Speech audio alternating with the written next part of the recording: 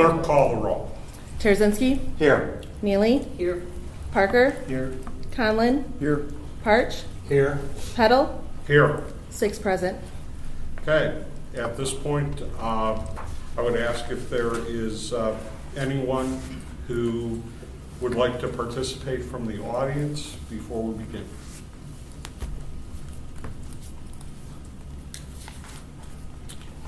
Hearing none, let's move to approval of the minutes. Do I have a motion to approve the minutes of our last meeting on October 17th? So moved. Second.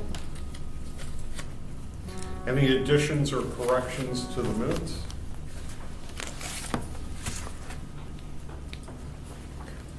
My compliments to our substitute minutes taker. Okay, hearing no additions or corrections, all those in favor say aye. Aye. Opposed? I will note, as I should have prior to calling for public participation, that we do have a quorum. Our principal item on the proposed agenda for tonight is reviewing the fiscal year 2018 budget recommendations. I assume there is a staff presentation? Okay, then let's move to the staff presentation. Has that been now uploaded to? No, not yet. I'll do everything tomorrow. Okay, be uploaded tomorrow. Okay, thank you. Well, good evening. Thank you guys. So our 2018 proposed budget is focused around safety and development, which was a theme I think you kind of feel coming based off of the 5-year plan and the recommendations that came out of there. So a lot of what you heard in the 5-year plan, you will see that we took some actions to address some of the things in the plan for this budget. So first off, the 2018 budget, it is balanced. It's safety and development focused. It meets the city's financial policies where funding allows, and I say that mainly for the property tax levy because there are multiple sections to the tax levy in the policy, but we're only funding to a portion of 1A, but we are funding at least a portion of that policy. And our general fund reserve is 26.2%, and the target is to have 25% of our total expenditures in the general fund in reserve in that fund, which means we're actually a little above.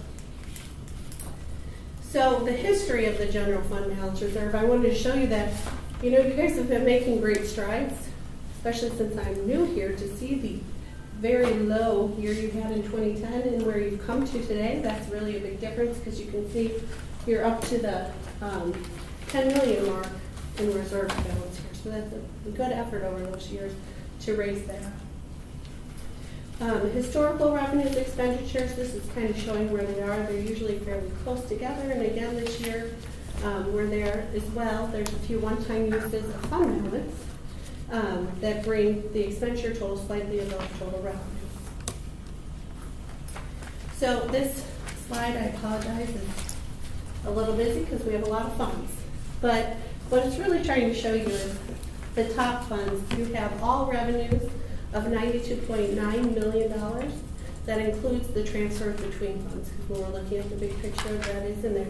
But I put off to the side the top 5. So you can see the general fund is first with $38.6 million. Police and fire pensions together, it's 2 funds, is $9.6 million. The transportation fund is $8.5 million, and the water funds combined are $7.3 million. And then the TIF, number 1, our downtown, is $7.1 million in revenue. So now when we look at the top 10 revenues as a percentage of all of our funds, these funds, these are just the top 10. So of the $92.9 million that you have in revenues for all funds, these sources here make up $58.6 million, or 63% of the total of your revenues for all funds. And so like property tax includes any property tax. So that'd be the TIP property taxes, the special service areas, debt service for the library portion that we have, and then of course police and fire pension funds, and the very minute amount of money you have for the IMRF fund as well.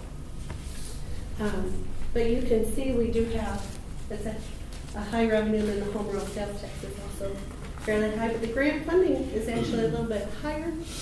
And I asked Bob, I'm like, how come our grant revenue is so high? Because I haven't been in a city where grant revenue tends to be that high, and I forget you have DSAT. So a lot of the funding that comes for your transit is through grant funding. So you do have a big source of grant funding in that program. Do you know, if we just counted, you know what, go to the next slide because I think it's answered there, okay? So this is all the expenditures by fund. So again, the slides are busy because we have lots of funds. So I put the top 5 on the side. Again, general funds at the top, 38.7 million. TIF 1 rises from the 5th fund to number 2, and this is 10.7 million in 18. Transportation fund, 8.5 million. All the water funds together again are 8.1 million, and police and fire pensions together 7.4 million. So you can see the top 5, they kind of changed order, but they're still the same top 5 that you have in revenues and expenditures, where we try to balance kind of the revenue to the use that you have for them. So let's just look at general fund since it's your largest. So here's the makeup of the general fund revenues. So in here, sales tax and your use taxes are your largest tax, the 41.7%. Property tax at 16, well, almost 17% of the total revenues. And then intergovernmental, which are some of those where we'll talk about later, like the Peace Road interchange. It's agreements where you're getting revenue from somewhere else. Molly, the 17% in property taxes is, what is that an artifact of? Is that include the corporate tax levy that we had that immediately got used for pensions, or is that something else? Right, that's included in there as part of the pension funding, the corporate portion that you have Okay, levied. so there is no money going for general fund use in No. that property tax. No, revenue. so when I came here to talk about the property tax levy, remember I had that footnote that Right. said, yes, this was levied as corporate, but we used it all for police and Right. fire pension? Which was the intent. Right, that's gonna be the same thing you'll see for the levy this year. We're gonna have a portion in the corporate, but it's all going to go to police and fire pension. So that is included here in the property taxes. So all of that's really dedicated for police and fire, except for, we have the $72,000 for IMRF. So we have a little bit of funding there. Okay. Then you have about $450,000 in debt that is for the library purposes that gets levied. But that's getting levied out of the library line, correct? Right, it gets levied out of the library debt line. So why would that $450,000 be? It's not, I'm sorry, it's not in the general fund. Okay, all right. But that's the fine. other portion of the levy. Of the levy, right. Yeah, so- But that's not in that 16.9%. Right, that's my mistake. I was thinking it was in and out, but Sure. Bob corrected me, Yep. it's not in there. Okay, And then the other, so how we saw before, the property tax include like the SSAs, they're in their separate funds, and that will go in and out of those. correct. And then here's how we turn around and then spend the revenue that you have. And you can see more than half of this pie is public safety. So police Two-thirds. at, 30, almost 36%, fire at 29%, and I include public works in your public safety, and that's about 10%.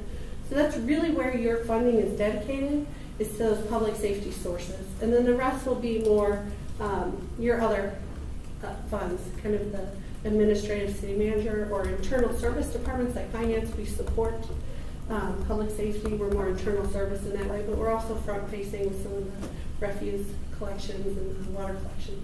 But you can see the breakdown that those kind of administrative departments are a much smaller piece of the pie when you start looking at it compared to public works, police, and fire. So this budget really focuses on what we were calling in the transmittal letter key priorities. Hold on. My page sitting over here. And so the first one is safety. And the big things in the FY18 budget for safety revolve around police department staffing plan, streets and fleet support, which again, that ties back to that 5-year plan that we looked at, recruitment and training efforts, and really to support police and fire in the recruitment and training, police and fire pension funding, termination of that Peace Road interchange agreement, and purchasing digital radio.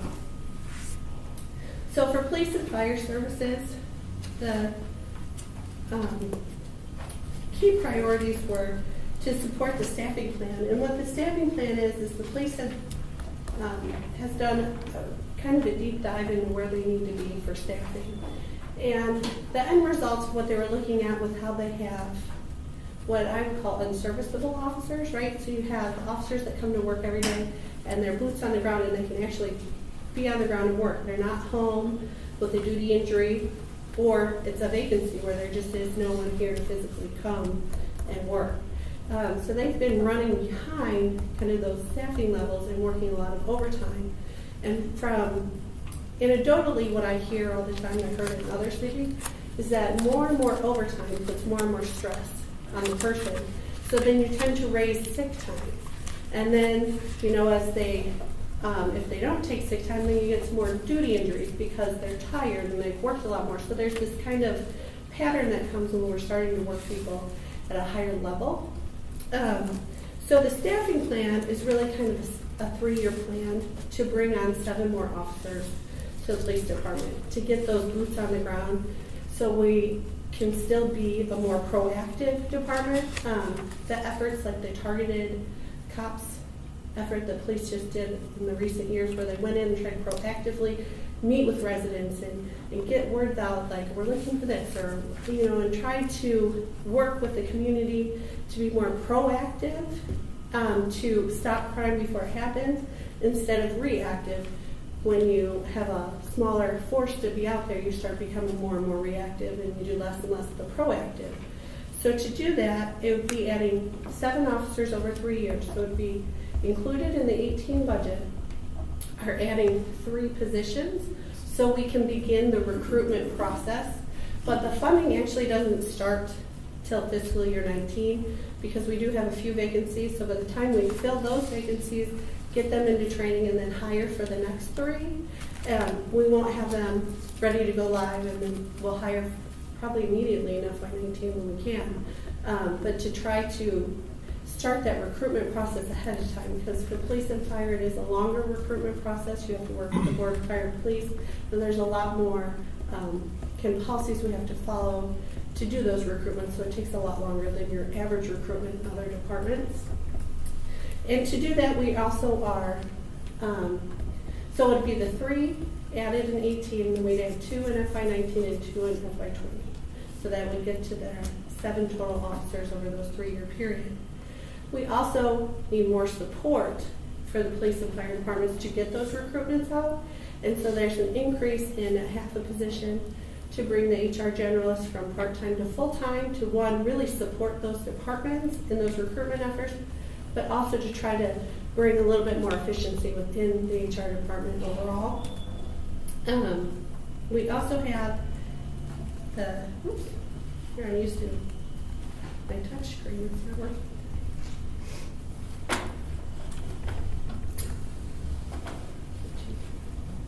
Okay, well, my mouse isn't working. Sorry. We also have the police and fire pending, which are pension funding that's included kind of in these service needs. We talked a lot about that during the property tax levy. This is in the 18 budget, is supported by the FAC recommendation to bring the investment rate of return down to 7%. So that is included in the FY18 budget. It's about $958,000 increase. And then that is supported by an increase in the property tax levy. And we also have digital radios. So currently, the police department is in their kind of first round of the digital radios. So they'll be replacing to go to the newer digital radios. The fire department is not on digital radios. And so this would be the initial purchase for the fire department, change all our radios to the digital format. This is really to meet federal guidelines for the interoperability between governments when there's you know, things that happen that we need to be able to communicate to the county, to Savoy, or not Savoy, Sycamore here. I suppose it would work for Savoy too, once you get that interoperability. So they can speak on the same bands on the radios to each other and know what's going on and have more of a real-time reaction. And it also does help as well when we get out into the rural areas for officers just responding or reporting something in, that the connection to the 911 is a better, higher level of service than we have right now. And that's a $300,000 request to the budget. Is that in the police department's actual budget, or is that in the capital It's portion? in the capital plan, but we're transferring we are using some of the one-time money from the fund balance in general fund to support the radio purchase, but we're transferring it then over to the capital Okay, fund to so actually it's- purchase it. So you'll see It's coming out of the 100,000 general fund, but it's really going to run through the capital Correct. fund. So then where the asset, where it purchases where it needs to be, but we're using the one-time money from the general fund to support it. Thank you. And then the other is kind of the termination of the Peace Road interchange agreement. Again, we talked to FSU guys about this one. And it's really reallocating that funding to help support core services, which you saw the majority of the services within the general fund go to public safety. So it'll help support the service levels that we have right now. Just a quick question on that. Has that been discussed yet with the county? It's county money, right, we're talking about? Right, it's a transfer from us to Right. the county. Money we give to the county. Right, I'm just asking, has that been addressed with the county at all? I have not made any discussions with the county, but I think the lead was going to be out of the city manager's office, and I'm not sure if you guys have started that discussion. No. Okay. Jeff, do you have any information on that? Repeat the question one more time. As far as the digital radio purchase for the fire department? Oh, no, this is Peace Road. This is Peace. Oh, I'm sorry. No, and the city manager Yeah. said that this is a courtesy, that we have the ability under the agreement to terminate, that it's not a negotiated termination. I missed that part. Yeah, she said we that's what I understood. That was the meeting before last we discussed this. Yeah, Yeah, you- it was, what, am I remembering That's wrong? correct. She said that the That makes it easy. But it's courtesy, city we were could, going to right, be chatting the with city, them and- right, the city could terminate the agreement at any time. Well, I guess I didn't remember it that way, but that certainly is better than, I thought it had to be negotiated. I may not have understood correctly, but I thought that's what So, was said. if we were to terminate immediately, the sales tax that's associated with the agreement we would put a termination to that. So the discussion with the county to terminate kind of on the friendly terms is we are not going to go then end that home rule sales tax portion. So that's what gets reallocated to city services. So we do have in the clause the ability to terminate, but the ability to terminate is based on us ceasing to collect that tax. Well, then it's negotiated. Because you want to keep the tax. Well, The budget, My the tax. understanding was the money would still be collected, it was going to be used and explained to them that it would be benefiting the county as a whole, not just. Right. Yeah. And I'm- it was, the still money's still going, it's just, and that was, my understanding it was a courtesy, it wasn't negotiated. My, But we were gonna Okay. talk to the county regardless. I'm confused a little bit here, and maybe we need to get a clarification, because Just leave it open. as far as I know, there are 3 separate agreements with the county. One agreement is for the county farm property, which is Walmart and Lowe's and that. A second agreement is for the county nursing home property, which is the strip mall across the street with Verizon and Target. Michael's. And I don't know if Target was involved, but it may very well have been. And Target, I thought, was not. I think Target was a tip. Yeah, Target was a tip. It was down further. Applebee's would be, Applebee's, yeah. And then the third one was this interchange. And the interchange was related to paying, there were certain costs associated with it that had to be locally borne. And the county paid a portion of those, and then we were reimbursing the county for those costs, and it was cost-based. And it was my understanding that that particular agreement only could be terminated because of the fact that it was designed, it was open-ended, but it should have been closed-ended. That once the county was reimbursed, because that one was a reimbursement thing as opposed to a revenue sharing. But It was detailed in the 5-year plan. Looks like I don't have those pages, so Bob's gonna look for sure in the plan. And then we can look at that in more detail. okay, all right. Sounds like it should remain an open I question. much remember that plan, because I did Rather than guess. to the council, I kind of did a informational on those agreements, and yeah, what you said about that additional Peace Road one was an additional 0.5% sales tax that we were gonna share with the county until we paid that agreement off, technically, or paid that money off, but it was for the lifespan of the original Walmart agreement. So it would go on until the end of that agreement as well. Anytime we wanted to, we could rescind the sales tax, the 0.5% sales tax. And at that point, if we didn't fulfill it, we would have to pay whatever we didn't fulfill plus interest. But we have fulfilled it, so that's kind of where we're at, so. Okay, all right. So there is probably some negotiation. Okay, thank you. Okay, so then other kind of safety service needs. Again, we talked a lot about the 5-year plan and the asset inventory and kind of condition assessment of streets and fleet. So you can see, I think, the picture of this, the current dump truck in use. And then kind of right now, our streets are an average of good. So we're right here on the pavement condition index. But if we're not investing more money to keep up with that, we're going to start heading towards a lower condition of the street. So I'm showing the difference so you can see between what a good and a poor street condition looks like here. So the average pavement condition right now is 78, and that's on a scale of 1 to 10. So we are in the good range right now.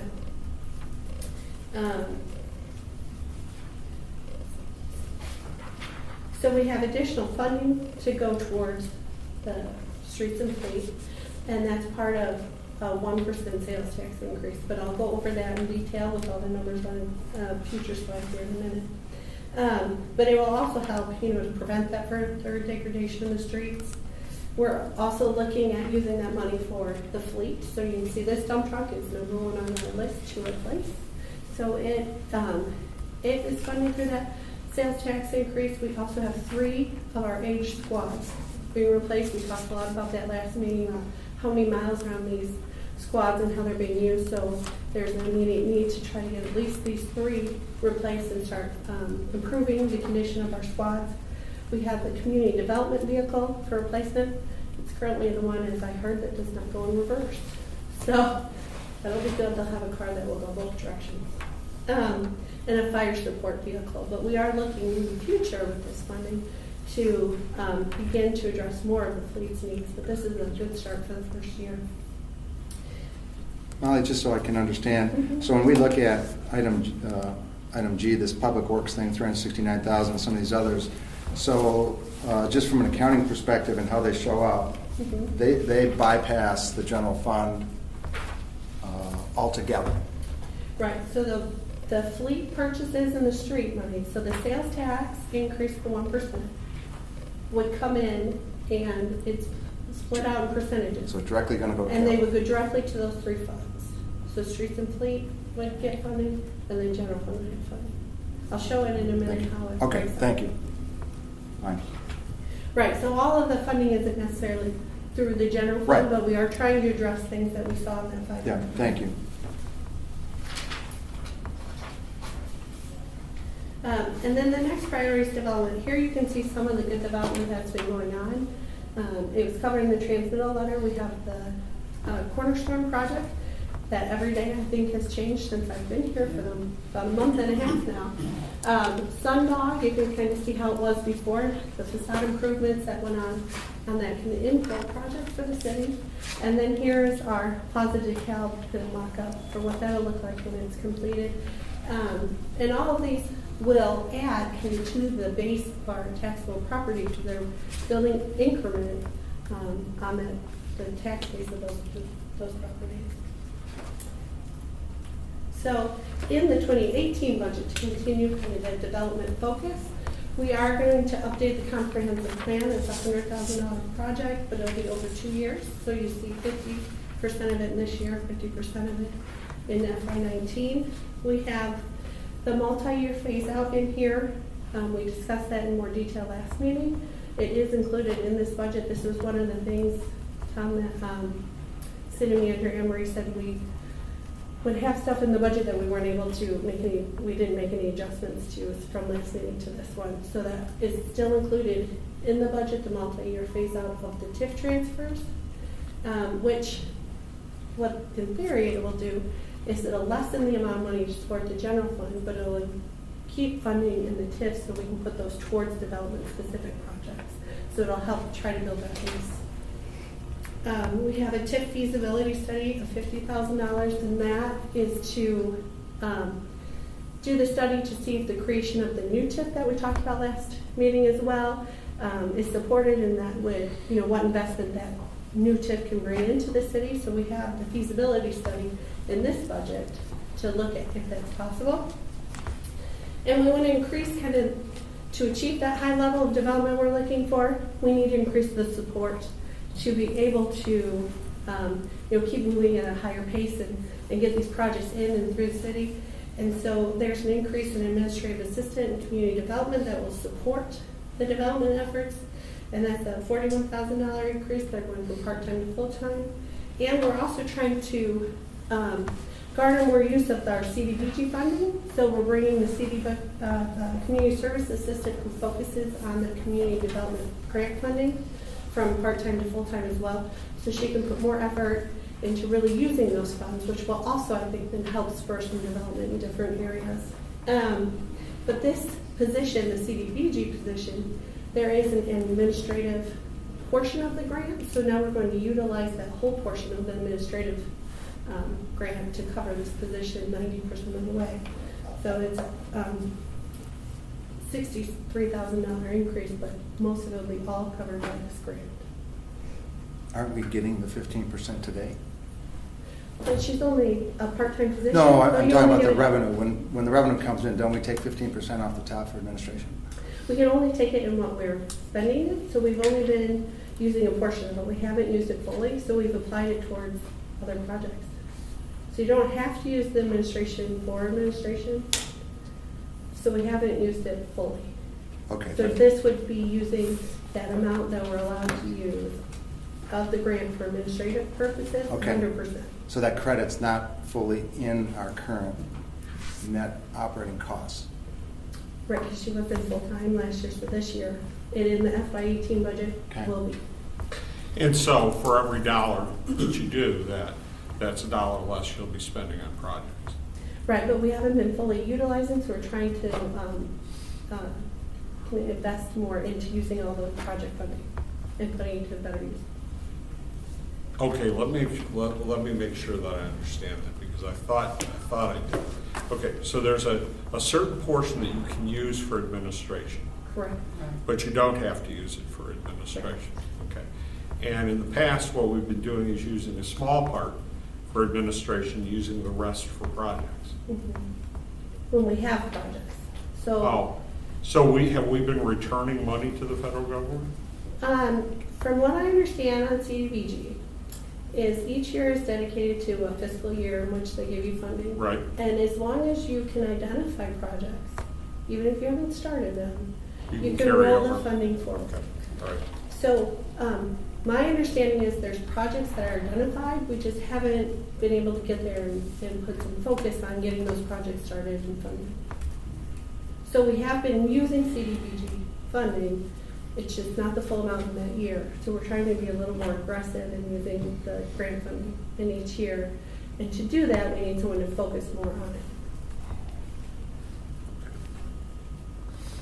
You sure? You can ask another question. No, I mean, Oh. I don't want to push anymore, I understand. Oh, okay. And then the other portion is we're still trying to support the Annie Glenn North project. And so there are some contractual services in here to continue to help reinvest in that area. And that's about $40,000. What kind of contractual services? It's Camaros. Okay. So, Can you explain to, for the record, what Camaros is? I know what it is. Sure, Camaros is the consultant that the city council approved through the RFP process to lead the efforts in the Annie Glenn North Revitalization Plan. The project spans over 2 fiscal years.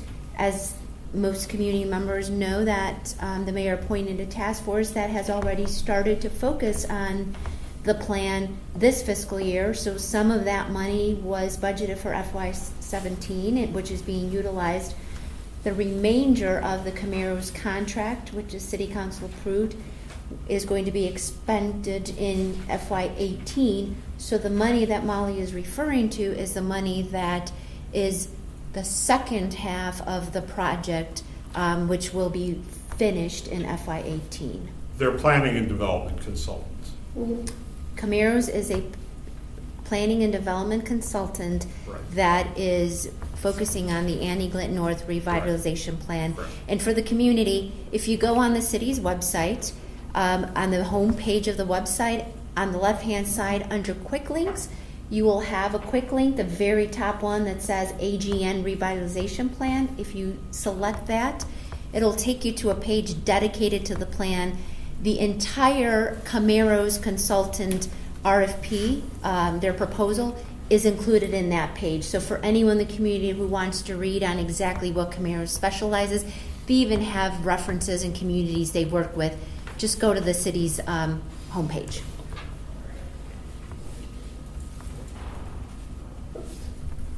And so I put this slide on here because I thought this is really helpful because of all of our development efforts. This is the kind of growth in taxable property.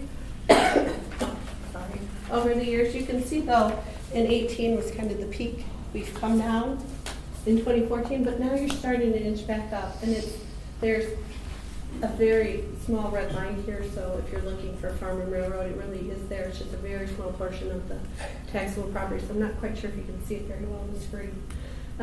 But you can see there's kind of an uptick in all the other ones. Of the residential is your largest, commercial, and then industrial. So they're all adding to the taxable base. And like I said, in the tax levy, when we came to you guys, that I had the 3.9% increase in the EAP because we hadn't heard from the county yet. And so the county did give me their estimate, and it was a 5.2% increase, or $26.3 million. And 42% of that was in new development, or about 11 million. So that's a big chunk for new development and those efforts that we've seen. So we want to keep reinvesting into that development effort to help bring the taxable base into a larger place, which will help then fund some of the other core services that we have in the city. And really for these key priorities we talked about a little bit, for the police and fire pension funding, we have that in at the 7% investment rate assumption, but I also have it 100% funded by the property tax levy. And then for the streets, fleet, and operations, we have the home rule sales tax, we have a 1% increase. So it'll be effective July 1st. So only 3 months is included in FY18. So that's where I have the kind of FY18 column here, but an annual amount is here. So the split is 45% will go to streets on an annual basis. It's about $1.7 million. Fleets, 25%, $928,000. And then for operations, and which would be a total of $1.1 million, but I broke it out so you can see that for in FY19, those 3 officers that were asking for staffing increase in 18, the funding for those 3 officers will be through this 1% sales tax increase. So we have that portion, and then the remainder portion addresses kind of operation stabilization, which was covered in the 5-year financial plan. And it, when you looked at the plan, Ellers had put together and worked with Jeff, our interim finance director, that showed that there's really a $900,000 gap in to try to make the general fund balanced in a revenues and expenditures are covered recurring revenues and recurring expenditures. Because one-time revenues and expenditures can fluctuate from year to year. But if you're looking at the base of the general fund, you want to look at what recurring revenues do versus recurring expenditures. And there's the structural imbalance that was called out in the 5-year plan. And the recommendation of the 5-year plan was about a $900,000 solution to solve that structural imbalance. But here we're addressing part of it through the 1% sales tax increase. This shows the 3-month amount. I did asterisk the general fund because any time we add expenditures to the general fund, you either need to add 25% to put down into the fund balance because of the fund balance policy is 25% of all expenditures, or don't spend the full amount and account for the 25% within that funding. So that's what this is doing. This is less the 25% reserve, so we wouldn't spend the full amount in the 3 months. Definitely want to come back to this slide, get to item 6. Really, we're back to the beginning. Overall, budget balanced. We're really safety and development focused. We meet our targets in the financial policies where we can with funding levels. It's really in the property tax levy where we don't go very far into the policy. And now it's really open for questions. Let's go back one slide. This- Okay. This,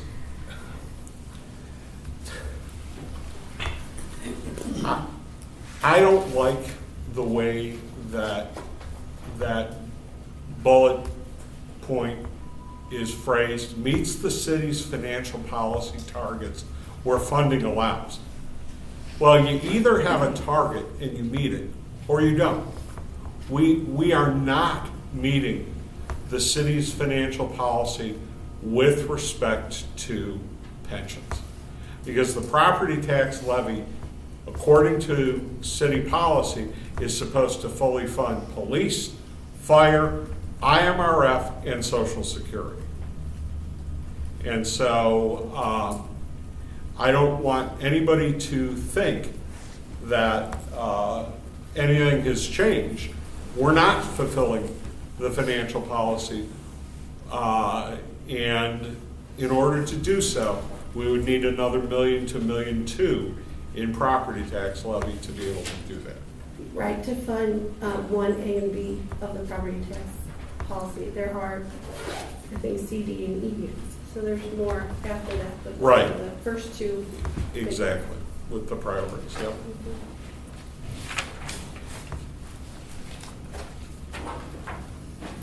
Any questions? I think, go ahead. I was going to say, I'm sure there's a whole series of questions, right? And I think from a global perspective, and I know we're going to bring back recommendations after we see the full presentation and have some discussion. So the next meeting is going to be Wednesday night, is that right? Thursday. Thursday night, okay. So we're meeting Thursday night to bring back our full recommendations so we can draft them between now and then and have some opportunity for discussion, I hope, which is what I would like to do in the context of our last discussion where we talked about kind of a global perspective of the whole pie of what's happening. So from a recap standpoint, we've built in substantial property tax increase to address some of the funding on the pension issue. We've built in a 1% sales tax, of which we're taking 30% or thereabouts to operations.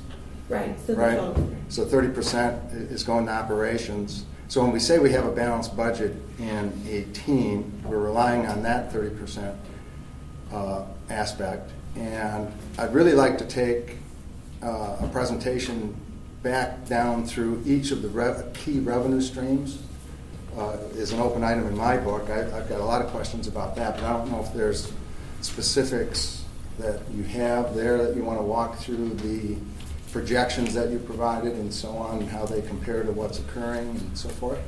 Well, I don't have them in the presentation, but we have the information in the budget book, Right. so we can look at what Okay. pages you want to look at. And I don't know if you want to, how you want to address that, but Well- like last time, we had, in our recommendations, we actually ended up recommending reductions in the planned revenue increases for some of the base revenues. And I think some of those questions are still there, at least in my mind, after looking at these documents. So to be illustrative about it, it's nice to bring them and throw them up on the screen to have a dialogue, but otherwise we'd have to hand these out. I'm sure everybody's looked at them, but to have a real cogent discussion of what these are. Yeah, I did send that to everyone. Right, I so you all think have- everyone's yeah. looked at it, maybe. Well, I think there's a few directions that we need to go. First of all, now that I see this particular slide, I'm extremely troubled. Because last meeting, I had made the suggestion that there was potentially a floor of what we needed that wasn't going to get us to where we wanted to be, of about $3 million for streets and fleet. Okay, what we're sitting here with is we're going to produce $3.7 million, assuming everything is correct with respect to the economic assumptions. And what we're producing in this is $2.6 million for streets and fleet. That doesn't even keep us up with being able to keep the pavement quality index from continuing to deteriorate. And I think Mr. Tarazinski and I are on the same page with respect to this aspect of new revenues. It's hard right now when we have the capital backlog that we have to be introducing a substantial new revenue source for operations. Maybe that is indeed what's needed,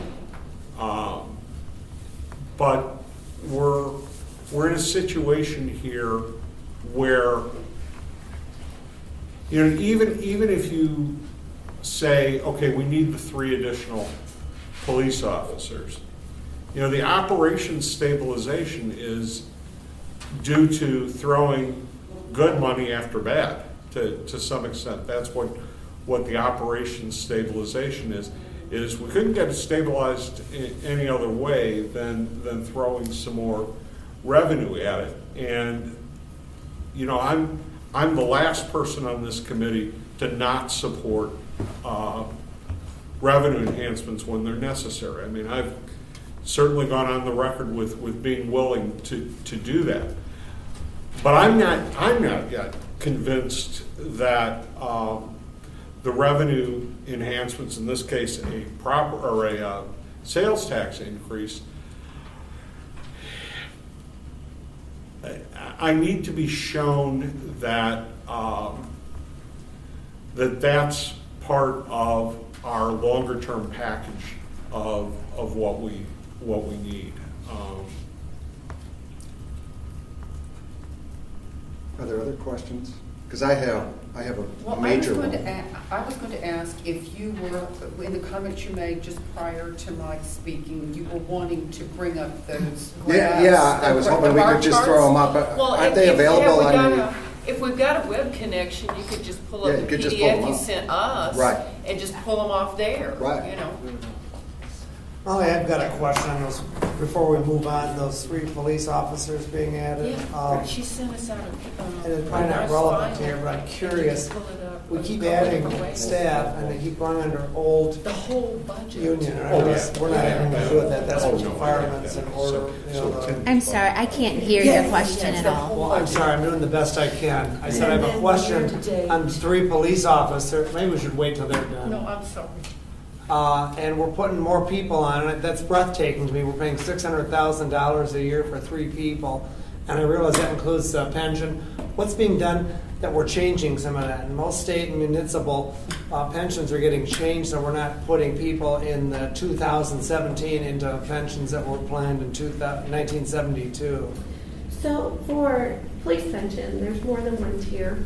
Yeah, and I It get depends on that. who you hire, because if we hire a lateral, you might bring someone on that's on the tier 1 plan. If you hire new, there is a tier 2, so it is a lower kind of pension funding. But the pensions overall, as like a percent of the budget, have increased. Correct. Significantly, and part of that is you're making one recommendation to help kind of bring the growth of it down, is you're not making some of the assumptions that are in these actuarial reports. And so the big Correct. one that Foster and Foster brought up is the investment return. So by changing it down to 7%, the likelihood that the pension fund will meet 7% instead of 7.5% is greater. So that should bring down, what really drives the pension funding is the unfunded liability. So in the years that you have 7.5% investment assumption, right? And you have a great year, and you get 6% back in return, which I personally would take that, that wouldn't be bad. But what it did is it failed to meet the assumption by 1.5%. So the 1.5% that you missed now gets added into what we need to fund as the unfunded liability. So by bringing that assumption down, you're lessening that kind of burden for the pension fundings to make that mark. So if they had 7%, still make 6%, Right. you're still going to add to the unfunded liability, but you're adding 0.5% less than what you would. Correct. So you're making some recommendations to address pension funding for police and fire by changing some of those actuarial assumptions, but it's not going to happen overnight. This is a long-term Correct. projection, and by making those changes now, you do actually add probably more funding, right?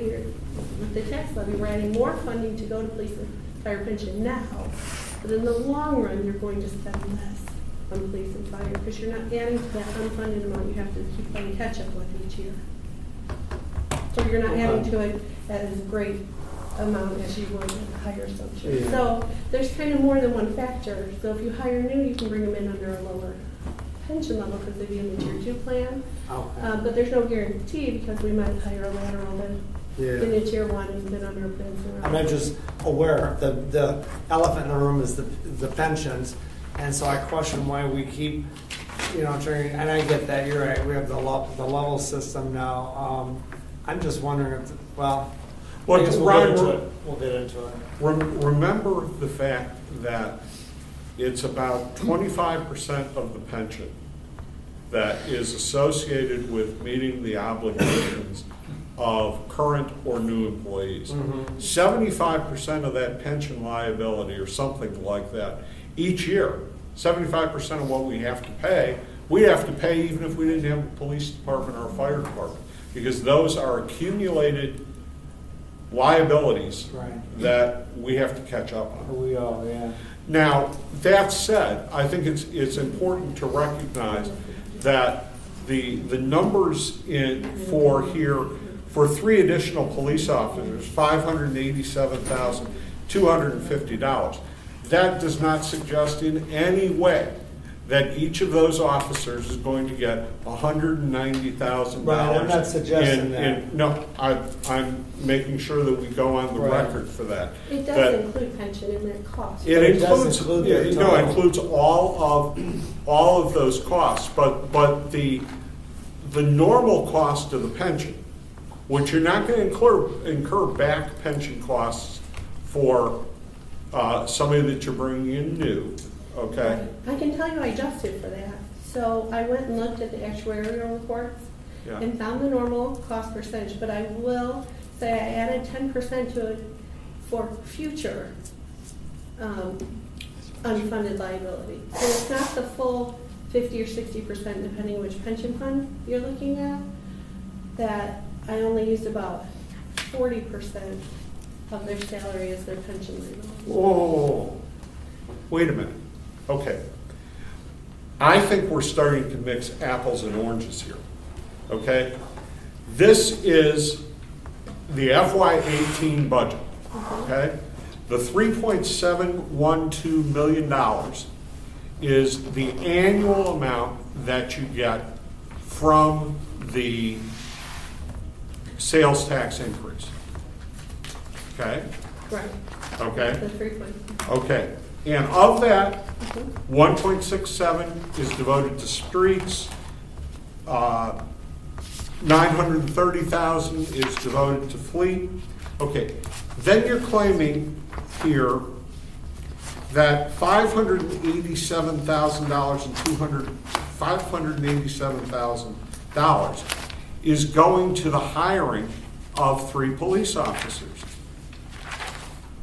There is no future liability if you pay the annual costs. If you pay the normal costs every year for those employees, you should have no future liability. And to include that, next year, you certainly don't have a future liability next year. So how do you get to $587,250? Well, you can get there with salary, including potentially overtime.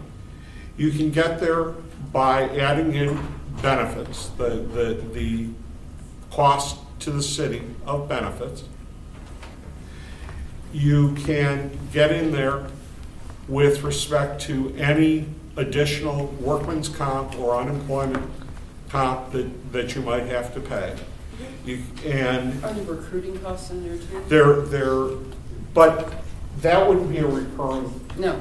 That wouldn't be a recurring cost. So I think we're getting. I have the breakdown, I just don't know that I think that's what on here, and I can show you Right. exactly. But, I have no question that the 587,250, that there is a calculation that supports that. But the question is that truly an annual cost? so, it also includes 25% for the fund balance portion as well, because you're adding the cost of the general fund. So that- Understood. Okay, so fair that's enough. a bigger portion than I think you realize when you're. Yeah, no, that's true. That's $100,000 at least. The reason why I had adjusted, so when we went through, we did salary, benefits, uniforms, the standard kind of to equip a police officer, Sure. but the pension cost. So in reality, when you're thinking about it, how you said, that you pay the normal cost, then there will be no unfunded liability ever in the future, right? Because you're always paying for it. But I think in reality, we're not always making our assumptions in the actuarial report. So I did build in the 10% because I wanted to be able to support 3 police officers over the life of the positions and not just in FY19. And the reason why I did that is so we're not then divvying that money out to something else. And we're not coming back to you in 5 years going, oh, we didn't think that there'd be an unfunded liability because we didn't meet the mark this year for these 3 new officers. So I was being a little more conservative, I think, than just putting in the normal cost of that pension, because I really don't want to come back to you all the time and say, well, we need to stabilize the general fund again, right? So if we can, in my perspective of this is if I can think ahead, which I have found in pensions, as much as you'd like to think we're not going to get unfunded liability, it does add, but I put it at a minimal percentage of 10% of that cost But it becomes Because it's a, not gonna be the same, you guys are making efforts to bring it down. it becomes a self-fulfilling prophecy though, Molly, because the, if you budget for that, then it encourages you not to make your full pension contributions, and it cycles. However, okay, one point that you did make that I think is really, really substantial, okay? I just did the math here, and this is the lion's share. It looks much more realistic. If you take out the 25% for the fund balance, the cost for the 3 additional police officers, the expenditure is $469,800. Okay, you divide that over 3, and that's really well within the ballpark of what you would expect from benefits, pensions, and even building, equipping them and then building. So, yeah, of that, then 118,000 of that is to maintain the fund balance. Right, it's a high threshold for the general fund, so it does add a lot more than I think Okay. you realize than when you're putting it together. So that's why on that one slide I tried to point out that this would be the amount we spend because we're going to keep stuff back for the 1 million. Okay. Can you see what the date was on the front of that year-to-date report so I know what council meeting it was? This? The copy I got, you sent as an attachment on an Yeah, email you- to us. Yeah, I can't. Oh, you sent it, originally you sent it to the city council, and then you forwarded that to us, again, I think, is what I saw. Okay, October 18th, that's what I October needed to see. While you're looking for that, is there a way for you to bring up the 5-year forecast document as well? Yeah. So we can look at it, the bottom line? Because that's more telling. Oh, the one with those 2 red years, that one? Well, they're all red.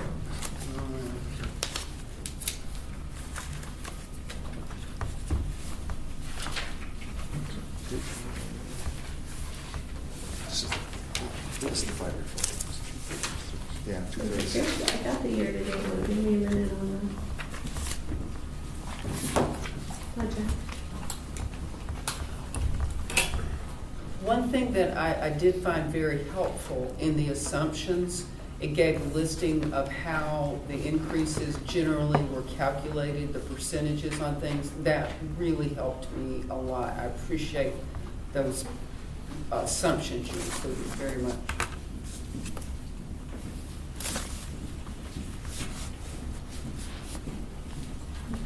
There it is.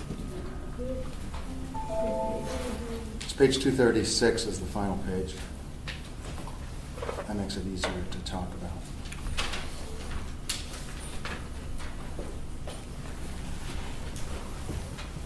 $236, you said? But 236. the PDF page and the report pages Right are there. different. There you go. So if you can just raise that a little bit so we can see. Yeah, that's fine. Can you raise it up and a little higher? Oh, you can't see the totals. Do you want me to move it? Yeah, I guess, You can't see the headers. You can't get it all on the screen. well, you could Well, I shrink. could if I showed you, but it might be Yeah, it'd be too little to difficult see. Yeah. Let me look at the page and how many columns. The comments I have are maybe more globally in perspective, and the big benefit of doing a 5-year financial plan and looking at these forecasts, in the past we have spent very little time, usually in the last 5 minutes of some meeting, on this. And when we take the time to really analyze this, and when we say we're trying to get to a balanced budget, this indicates that even despite the tax increases we have planned, we're going to run deficits every year, and the 5th year is going to be a $2.9 million deficit, driving the general fund balance to $3.3 million. And that's despite the operating increase in our taxes. So that's a real concern of mine, and that's why I wanted to spend some time on the revenue piece and then a little bit on this summation, because I think this is a key summation for the city council to deal with, is are we going to have a 5-year plan that's balanced, and what would it take to balance that? So the first thing I want to say, so you know, is this column here is that for 18 years, so you guys all know which year we're on. Right? And then it's 19, 20, 21. So this is the budget year that we're looking at. Yes, I'm aware of that. Okay, well, just because you couldn't see the top, I want to Yeah, make sure everyone yeah. knew what columns we're talking Yeah. about. Okay, thank you. But to address some of your concerns, the focus on this 5-year plan, a lot of the assumptions in here were based off the 5-year plan you guys reviewed, so I used that as the basis for this forecast. We talked about going forward that this wouldn't occur, right in front of the budget, right? That we would move, looking at a 5-year financial plan, more towards June or July, so you guys have some time to digest the assumptions, and we'll give you an earlier look of where we are in the year. The other thing that I've noticed is this doesn't call out, what I think is important to call out to get to some of your points there, what is one time versus what's recurring. And so in this year, I didn't have a chance to really go through and show you what we're using for one time. So where I say the budget's a balance and we're showing that we're using $78,000 more than the revenues, is we're using fund balance for one-time needs like the $300,000 in radios. So that's not really highlighted in how this is set up. Right, I So for understand June or that. July, I would like to try to call the one-time out more for you and recurring, because I think when we start to look at trends, we really need to focus on what the recurring is doing to get to a lot of your questions. It's really in that recurring. Well, I've got a real concern that we really aren't where we need to be. And this illustrates that. Mhm. And even though we're putting 30% of that proposed 1% sales tax into operations, by the 5th year, that grows to $1.2 million in incremental revenue just for the sales tax piece, plus whatever assumptions you've got in revenue, which I hope we take the time to go back and review those in some detail. But even with that 1.2 million, we're driving a $3 million deficit in the 5th year, which is a 7% deficit on our total. I think we need to address that in year one, not continue to push that can down the road. Because from a revenue standpoint, it appears to me at least, in spending some time on that, is that we can't support with our existing revenue streams at 2 to 2.5%, a 6 to 7% increase, ongoing increases in operating costs. Now, if we need resources in one area versus the other, in my opinion, they need to come from the existing pool of total resources, not incremental. And until we can do that, I have a real concern about the direction that this moves us. And I'd still like to go through the revenue, but I'd wait I for other agree with comments. you. My thing is when you set goals, they have to be, one of the things we call SMART goals, they have to be realistic. So sometimes there's a conflict here. What we want and what we're going to be able to do are not always going to jive, because if you squeeze something to death, what good is it? I hear what you're saying and I agree with you, but I think we're not going to, I hope we're not going to go with this draconian, city be damned, we're going to, or the taxpayers be damned, that we're going to, because it has to be reality based. And let's be honest, this is all going to go to the city council, and they're going to decide what is and isn't politically realistic. So we have to keep that tempered too. I'm just giving you that Yeah, as a thought. I'm not in disagreement with you at all. thank you. Okay, but let's go back to the discussion that we had last week. And something is going to have to give, okay? We need, and I am very cautious about using that term, for capital, we need $6 million a year for about the next 10 years that we don't have any way to pay for. And we're not going to be able to cut $6 million out of the budget and retain the essential city services that our constituents want to have retained, let alone, any kind of argument.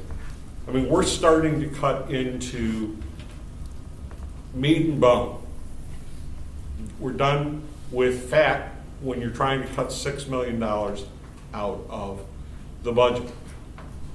If we do not come up with a means of dealing with fleet and streets, the problem is not going to get better. It is going to get worse. And yes, we need to look at both the revenue and the expenditure side. Yes, there are going to have to be some difficult decisions made. But those difficult decisions are not going to be able to be made solely on the expenditure side of this budget. And the sooner that everybody comes to that realization, the sooner we're going to be able to solve things. We have to do something and if we don't, then any efforts we make at development or making our community a more attractive place for people to live, work, and do business, that's going to go by the wayside because you need basic infrastructure to be able to do that. And I think our basic infrastructure is getting worse by the day. Just a comment, if I could, Chair. I was talking about the operating budget. I never said anything about capital, first of all. Secondly, in our last meeting, I was very explicit not to say that we should have a preemptory discussion and commitment to a capital number, including the 1%. I was not in favor or support of that, other than having it as a talking point. And my concern was that it was going to dribble into operations and that money's not going to be there. So if you want $3 million for capital, which I'm not necessarily against, what I would like to understand is that we have a commitment to a budget and operating structure that reflects the city as it is from a revenue and a median income standpoint and all the problems we discussed in our 5-year strategic comparative analysis. Because if this continues, you're going to have to raise your taxes $3 million to balance the budget in the 5th year. We've said that 3 years in a row, and you know what? It's happened every year for the last 3 years. We have had to deal structurally with trying to recoup and make our number. But we never set up a long-term plan and a commitment to recommend to the city council that, and to direct staff through the city council, that if our revenue is up 2.5%, plan on that number for 5 years and provide an analysis about how we're going to make that work. And then if you want $3 million for capital, I'd be more supportive with an understanding that we have a strong commitment to maintain an operating condition that reflects what our real situation is. And I fundamentally support that particular approach, except for the fact that assumes that all of the operational expenditures are within the city's control. And so the question is, where do you go when your non-discretionary costs are increasing at a rate faster than inflation? I would make in my comments an allowance for the catch-up on pension. I would say 2.5% total budget, excluding all for 7% of a normal pension increase. I'd say you're charged with 7% of the normal increase over last year's actuals, and then you apply the 2.5% to that number. Any catch-up I would put as a side item because I know you're not going to get there. But even allowing that, this doesn't get there. But you're only talking about pensions, and and I appreciate that because we're going to have to. That's the big number. Well, it is the big number, but if we look through here, and I think to some extent it's dangerous to look beyond groupings. I don't have any problem with looking at groupings, and if you look at the revenues, which would begin on page 233, When you look at Can the, you scroll backward to 233? Thank you. okay, so let's just look here at some of the things that you're talking about, Tom, because I think we do need to look at where we might need to either scale down or scale up what the 5-year plan looks like. Okay, so property taxes, okay, that's an individualized decision. That's based on actuarial estimates. So the property taxes are increasing, hopefully, at a sufficient rate to cover at least police and fire. Okay, so we know where that increase is coming from. We know that the city council has the ability to pass a levy to meet those numbers. That's not something that we're really dependent upon other people's behavior. When you look at the total sales and use taxes, what happens here is that the lion's share of the increase is the 1%, which is 3131. Okay. Without that, we're at 15,136,649, and then by the time we get out to fiscal year 2022, we're up 3.4 million in revenue, and of that, 1.2 million is from the 1% rate increase. Okay. The use tax, my suspicion is that the increase in that, well, never mind, I'm wrong about that. So, okay, so this is one that you've been very, and other members of the committee have been very concerned about. Okay. Do you want to look at that in terms of your contention that we need to scale back the assumptions on an increase in the revenues? Do I? Yeah. Okay, and what do you suggest and why? Well, that's where these charts are more illustrative of what the current patterns are and what the percent changes are. But, you know, my little bit of homework on home rule is that our last 12 months we're up 1.8%, or your budget's up 1.8%, we're at 1.3%, which I wouldn't probably argue about. Municipal sales tax from the state, the math that I have has it up 0.6% for the last trailing 12 months. You've got a 3% rate increase in there, and I would say that's high by $100,000. Local use is a little high, in my opinion, was a little high on my numbers, but not enough to comment on. And probably the biggest one, and the one that concerns me the most, the restaurant and bar thing is a little high, but the income tax number is the one that's probably the most disturbing.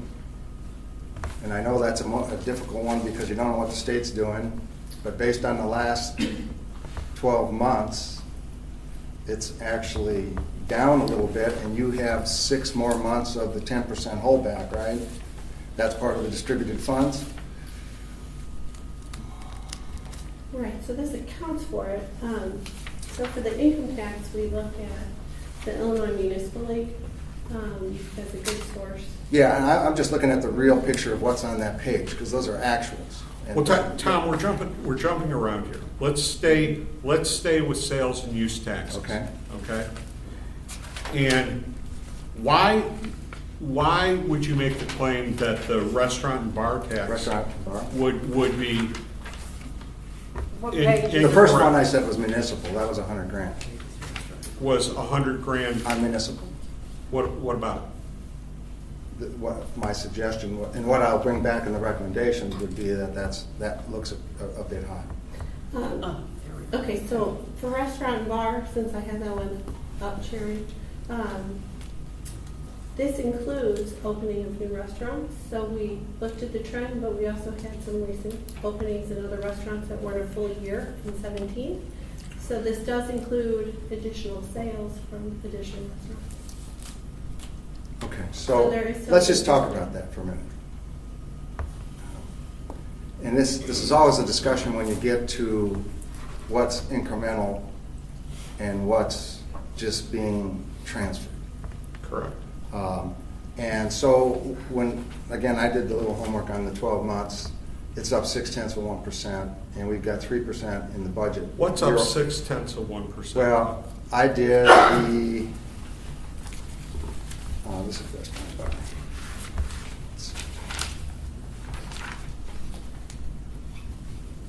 Okay, so if I understand those numbers, you got 963 and 1,104,000, but the 1,104,000 has an extra month in it. Is that right? The 146,000 up at the top there, is that a wraparound? No, so it's because of how we change fiscal years. So you only have the 6 month year here. This will be filled in with all 12 as we get. Okay. So every year minus your 2016.5 Okay. will have 12 months. of So the little homework I did, as I brought it back to 12 months, I took the 146 out, but it's 147, so there's really a push. So I took 1 month out of there, right, to do a comparative to that baseline of 1,913,000. So that's the homework I did. And that's up 0.5% from the 12 months in 16. But I think I want to build on what Director Talkington said, is when we looked at the revenue estimates, we looked at the restaurants that have either gone online or coming online, looked at the actual revenue that is being generated by similar restaurants either in the community or other communities, and factored those amounts into the revenue forecasts here for restaurant and bar tax. And I understand that. If there was growth in the community and higher population and median income were rising, I can understand there could be more revenue spent. But I'm reluctant to rely a budget and then roll it forward for 5 years off of that kind of logic and suggest that the 2.8 million deficit we have in the 5th year is still accumulating this revenue increase But Tom, what without any transfer. costs. what you fail to understand, okay, is that FY16 to FY17, okay, that's the aberration. The aberration is that that's so low. If you go back earlier than that, I don't think we have had a single year, even in the recession, where restaurant and bar didn't go up. Yeah, I'm not suggesting it not go up. All I'm saying is we don't have a No. baseline for the But increase. we do have a baseline. We have a baseline that's in the range of 2 to 4, maybe even 5% on restaurant and bar. Okay. I mean, if you factually look at what has happened in FY17, okay, you had Ruby Tuesday, gone, replaced by Chili's. You had the development on West Lincoln Highway, which I got to tell you, there's no transfer sales there. That, you're not losing that revenue. So you've got Sonic, you've got Popeye's Chicken, and you've got increased usage of those restaurants. I would argue that these are very realistic figures. Well, the budget number that goes with that, if I understand correctly, is 2,044,000, right, for 18, for this line? From the, Off our 5-year chart, so if you got your Yeah. 5-year chart in Yeah. front of you, it's 2,044. yes, Okay, and my estimate for 17, based on the actuals that we have there, is 1,922,000. So that's 120,000 off 1,009,000 base. That's a 6.3% But it's increase. 1935 is what the number is for FY17. Okay, I had 1922 factoring out that other data, but in any case, it's 6% increase. And what I'm suggesting to you is most of that, if you don't have any population increase, you have no student increase, and median income doesn't go up, I think most of your revenue is going to be transferred. So that's just my comment that I would I'd say offer. on here, just so you, for everyone, This is the amount of actuals received in the year, that's what we budgeted. So this year we came in 9% above budget, Yeah. 5% I for, understand that. I understand you do. So part of this is,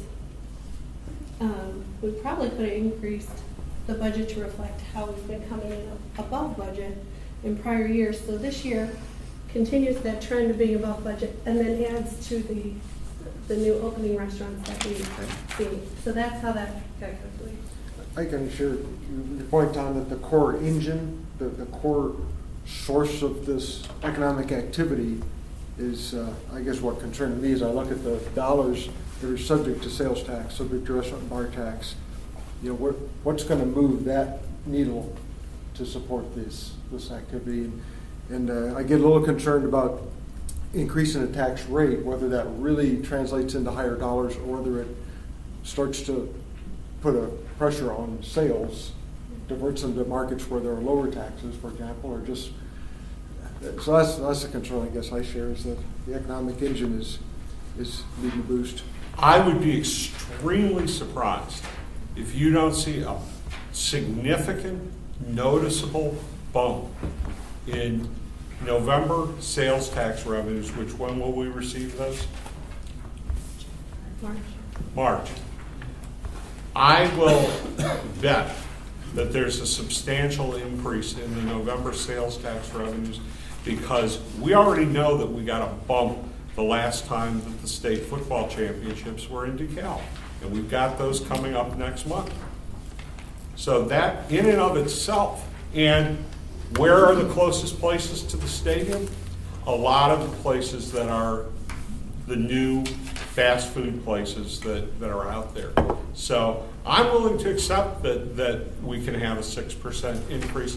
And I don't think I'm dreaming, I don't think I'm hallucinating on that. I think restaurant and bar, you can argue about the other stuff, but I think restaurant and bar and the use tax are both going to be stable, increasing sources of revenue for the community.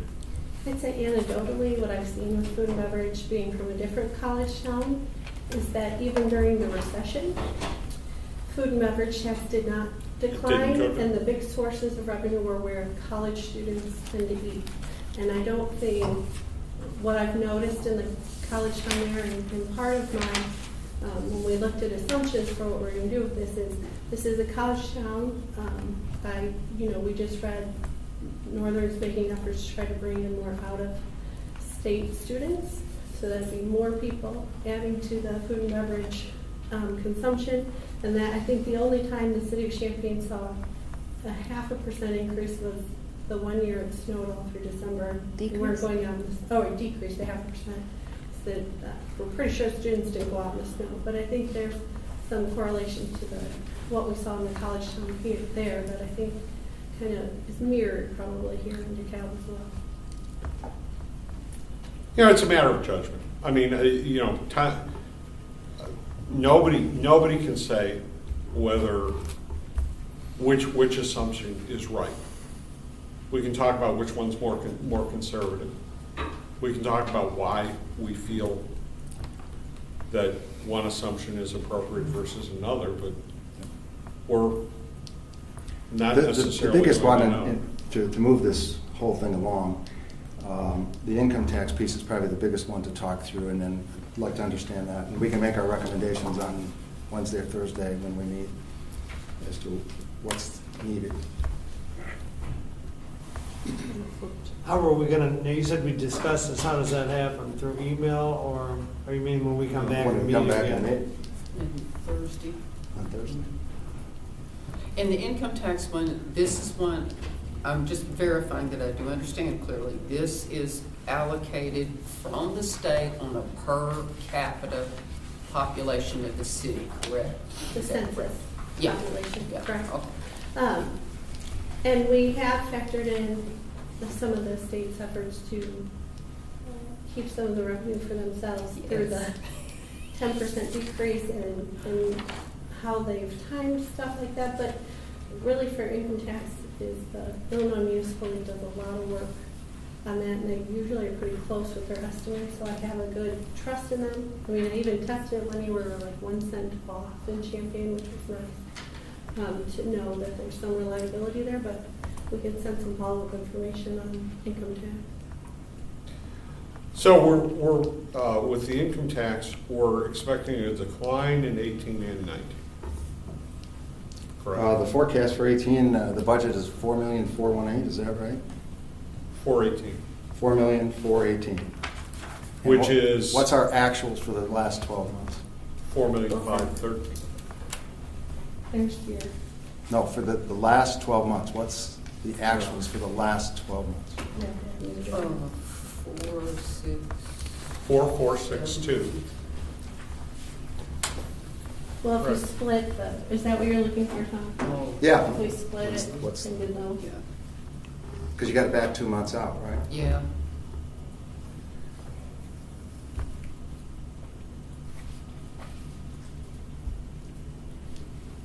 Bob, can you enter it up? Easier than you trying to do it on here. Bob can do it. He's got the worksheet. He's got a calculator. That's what he's using. Yeah, I Oh, mean, it's on your cell phone. that may or may not be a good number to add them like that because of the state, but the way that they've done things, because, Well, that's our tracking data. I mean, to me, that's pretty significant data. but Right, but they're making that 10%. I understand that, reduction but for that's 12 what's in the months. number. Right, so that's been accounted for. But I can send you more information after the meeting on income taxes. also though, the fact that they got a budget affects cash flow. And if they Bob, were- what number did you get? I'm sorry? 4.1, 4.1. Okay, 4.1, and we're budgeting 4.4, right? So we got a $300,000 increase, or, again, we're in that 7% range, right? But Molly, can you explain how that was calculated based on what data? Right, so the state is on a July 1 fiscal year. So for the current fiscal year for the state, they have said they're cutting the income tax share by the 10%, but they're going to speed up how they pay us. We will still only record 12 months in the year. Right, we're not going to record all 14 in a fiscal year, they're going to record in 12. So the speeding up is just giving us cash in hand sooner than they would normally do. So we've accounted for the 12 months of the 10% decrease, but then it should jump back up to our regular collection because they said that was only a one-time, 1 year cut, the 10%. So the But it assumption, starts from July. so we've got 6 months of it, and we're going to do another 6 months in the back half, Right, but then we're going to go back to regular collection. as of next July. So it splits how our year is. So if the current year is 4,000,001, and we have budgeted 4.4, it's up 300,000 with still having a 6-month 10% reduction. Well, where's this 4,000,005 coming from? That's the budget. In 2017. But it's also saying that in the budget, it says that's the estimate too. I understand, I'm asking Bob what the actuals were for the last 12 months, and he said 4,000,001. Yeah, but we've got 3 months left in this year. I understand that. But the last 12 months. The last 12 months was are, two of yeah. those. This suggests that we're going to have an increase of $300,000 or a little more in revenues from income tax. Right, No, so some of that, no, it doesn't, Tom. You can't go by the last 12 months. You've got to try to be perspective. Look, if those numbers were the same every month, I'd agree with you. But if you look at this is the income tax. So the payments for the income tax we're going to expect that we're going to get, let's see here, our highest payments liability. When do we receive? What is the delay on the receipt of the income tax? It's really 2 months. So, collections, well, they will warn it in June and pay us in July. Okay, so we've got the September, October, November, okay? And of that, October, because that's a tax month, tends to be high. That tends to be almost $500,000, okay? So if you look there, look at the, You're looking here. yeah, and there was some playing around because of the budget, where they weren't releasing funds. I don't trust the last 12 months as much as I would trust what the Illinois Municipal League says we're going to be receiving. Right, they did show some increase in the income for this year, but then if you see in the following year for 18, we actually go down per capita, so there's some more. Now, Tom's arguing that we're at 4.1, not 4.5, and therefore we're going to see an increase in income taxes next year to 4.4. That's what's in the budget. The budget. What's says- in the budget is 4.5 this year, 4.4 next year. Yeah, and the actuals are 4.1. We missed it by 400,000 based on IML's forecast. No, we didn't. IML's forecast is that we're going to get 4.5. Yeah, I'm saying last year. We had a budget of 4.5 right there, Mike, and we missed that. How can you say we missed it? The year isn't over. Okay. We know from IML what the rate is that we're supposed to receive per capita. You take that, We you use their multiply estimate. by the per capita number, I and you get, understand okay. Understand. And until we don't have an actual number for FY17, you're claiming that we're 400,000 short in FY17, and I'm just saying we don't know that. We may be, but we How don't much are know we that. short in your forecast for year end for income tax? For year end? Yep. No, For I this have- year. No, I have a. 17, your, what's your, It's budget. so you're gonna hit the budget? That's what I'm That's the saying. best one. So you Okay. we're expecting to average 483,000. I mean, look at the numbers. For the next You didn't 4 hit months. the budget any mark. I mean, you can't be. I mean, here's the last two bits of data you got. You're 403, the prior period was 409. You're at 192, the prior period was 238. You didn't make any one of those numbers, and that added to 4.5. Actually- How stupid I am, but- Actually, Tom, well, you exceeded the number twice. Yeah, I understand that. All I'm saying is let's do the math, and we'll come back and make a recommendation. Because we're going in circles.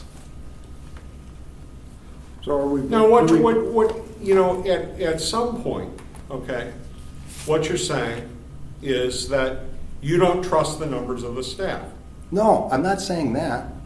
Well, then what is wrong with the forecast that they have gotten from IML? It has a higher number than what you occurred in the last 12 months this year. So you're basing it, whatever they're doing is based on an increase in income tax. And I want to make sure that we have the 10% holdback, which you're saying we're going to enjoy only for 6 months next year, right? And there hopefully won't have any further holdback come next year, even though they're $1.5 billion in arrears in their current operating budget, that they're not going to hold anything back. So that set of data is questionable to me. Okay. And if I were making a conservative forecast and trying to drive this 5-year financial plan, I'd like to have as much thought into that process as we can. That's all. I would say the other part about the state though is that's partly why you have the 25% fund balance at that level. So you can address the state's recommendation when we know it. But to put in a budget based on hypotheticals or, so if we were to have done that, back when Governor Rauner took office, the income tax would have been cut in half, but that never actually occurred. So it's very difficult to know what the state's going to do. Right. And to project on that, and I think that's really what the foundation of that fund balance reserve is to help in situations where you really just cannot predict what the state is going to do. Then you have that reserve to use to address that. I got to make sure that the policy reads that the 25% fund balance is the minimum fund balance. Correct. It is the minimum objective. Right, and we suggested actually that it might even be prudent to have it higher than that. I mean, I think we were talking 27, something like that. But you don't get discouraged. I think you guys have made lots of good changes. I mean, that I was surprised that there was a fund balance of like $22,000 just 10 years ago, and so you've made And that's significant when effort. this committee started. That's So,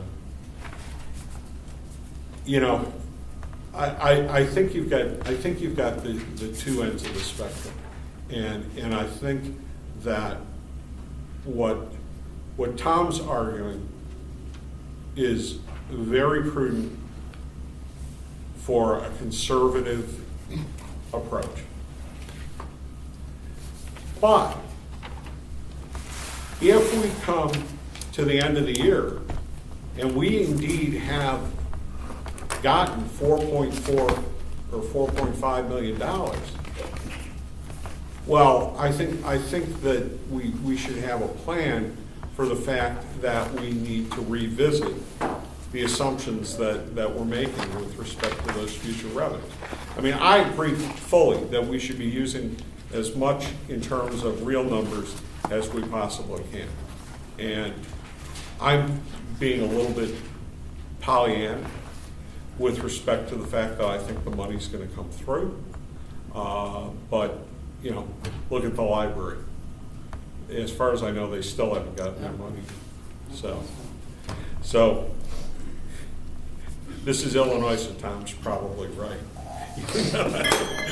hard to swallow that financially, not hard to swallow that Tom's right.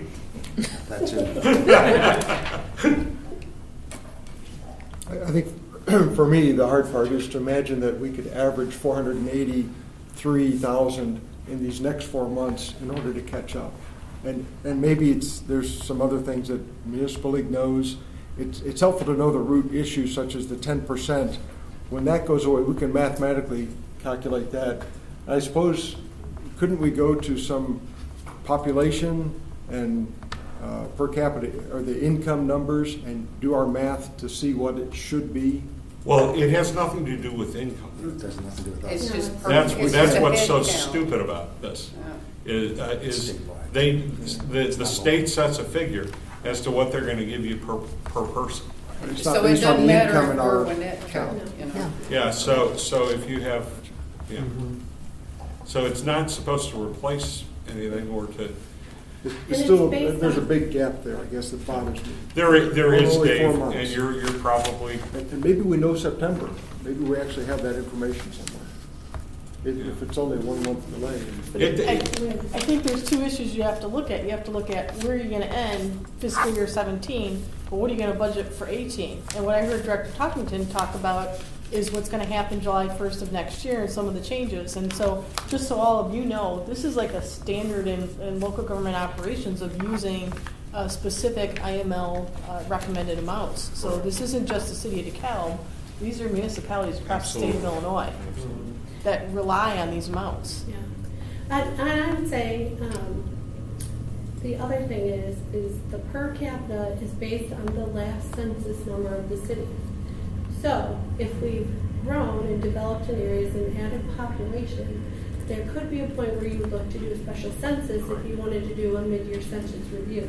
Because if you've grown significantly enough, you do want to change what your per capita is and it would affect these revenues. That's not in here. We're not assuming that there would be. But some of this development, if we're starting to see a lot of population growth, that could be an avenue that we would look to in the future, because the next census is in, well, maybe you Yeah. wait till 2020, but Well, there's a prohibition on special censuses. There's a prohibition, I would say, from now until the 2020 census. You're not allowed to use that tool for a period. but it would be Yeah. after the next census. So, yeah. There is some, that's not a short-term solution. It's one of those Yeah. we It's can what cities keep do. in Yeah. our minds. The question there is it down, Right. not up? The what? It may be down, not up. Oh, I'd be afraid to see a Well, census now. That's what I was gonna say, I wouldn't do a Oh, special yes. census. The last figures the last estimate I saw is that actually it had gone up just a bit from families and numbers of children in the school system and all that sort of business. Yeah, I just Yeah. worried about NIU. Oh, Well, yeah, they've lost. But keep in mind, those apartment units are not sitting empty. That's right, We heard exactly, that's my landlords. point, that's my point.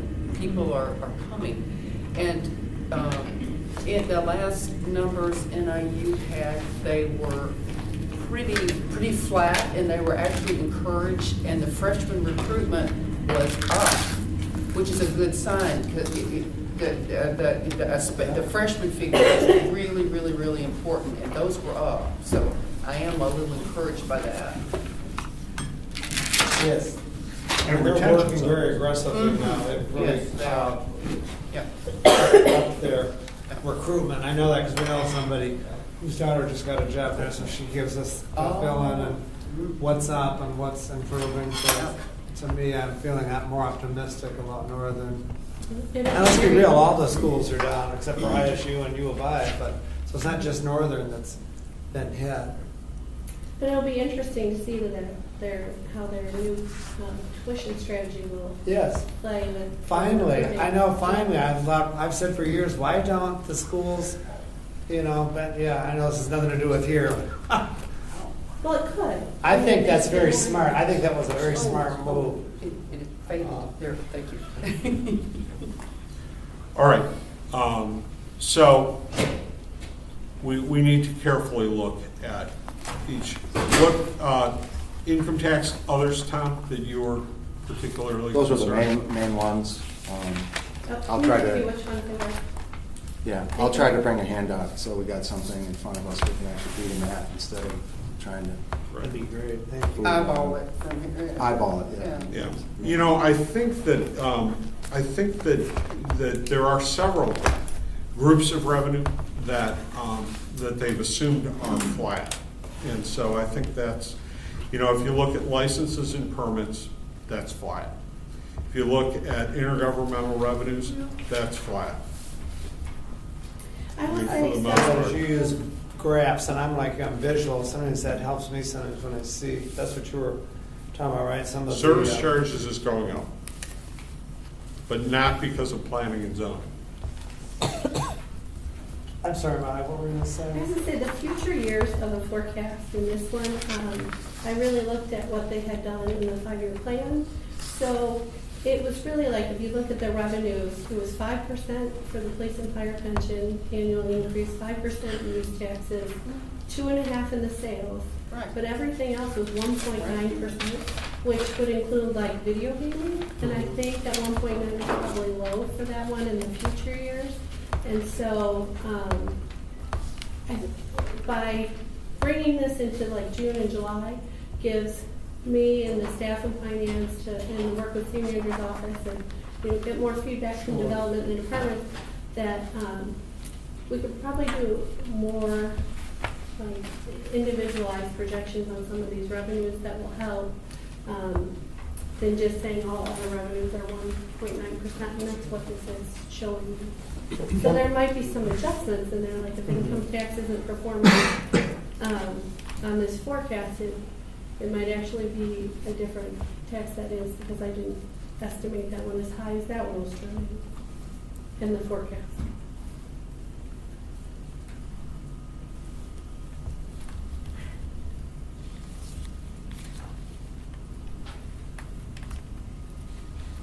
Other questions or comments from the committee?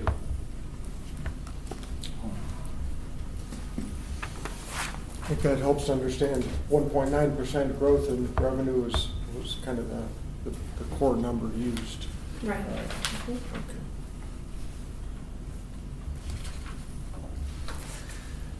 For the FY18 proposed, we did more individualized, and so it builds off of there. But I think the biggest thing to remember about forecasting is it's more about the trend than it is the individual numbers. So like Petta was saying, it's good to look at the groupings because in total, that might be the right trend that you're seeing. But it might not be the right for the specifics within the category. And so the trend is that, there's still, you're still structurally imbalanced and that we need to make some efforts to balance it for those future years. Let me ask a factual question. What is, under general fund expenditures, what's the split out for regular wages, multi-year? Oh, that's the police department. It's what? That's the second line where it says multi-year police, that's the 3-year staffing plan. And so it'll be the 3 officers, the funding in 19, then it'll be 5 and 20, 7 and 21, and then project from there. But in this line, it's without the 25%. Oh, And right, then right, the right, funding right, is right, up right, here. right, So right. that's the difference.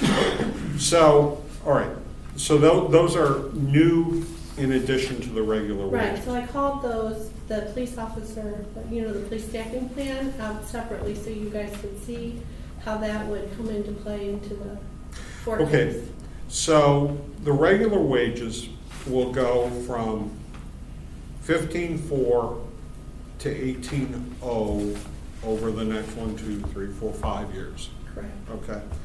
Now, can you give us some idea, not necessarily tonight, but can you tell us what the contractual raises are for each of the bargaining units? Yeah, it's actually in the transmittal letter. Oh, is it? Okay, I'm sorry. I just don't know the page off the top of my head, but Yeah, you got the chart in there, right?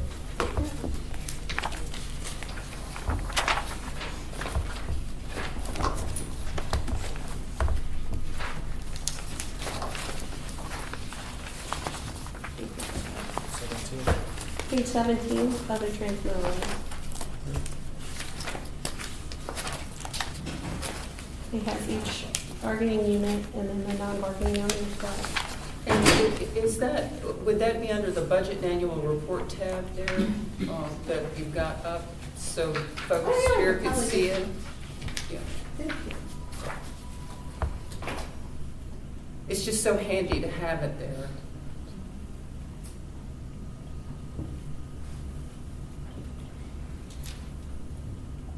Thank you. So they most is 2.5%. Okay, so the regular wages that, Thank you, Mom. okay. Mr. Alderson. So what you have there is 2.5% wage increases for most of the units. Mhm. And then, okay. And then there would also be in there changes in positions for those that Right. step bonuses, if For you will. staff, and then how we had talked about earlier about the changes in, besides police, we had talked about the changes in the human Right. relations and community development, so those two would be in the general fund. Okay. And why are we projecting a 50% increase in overtime?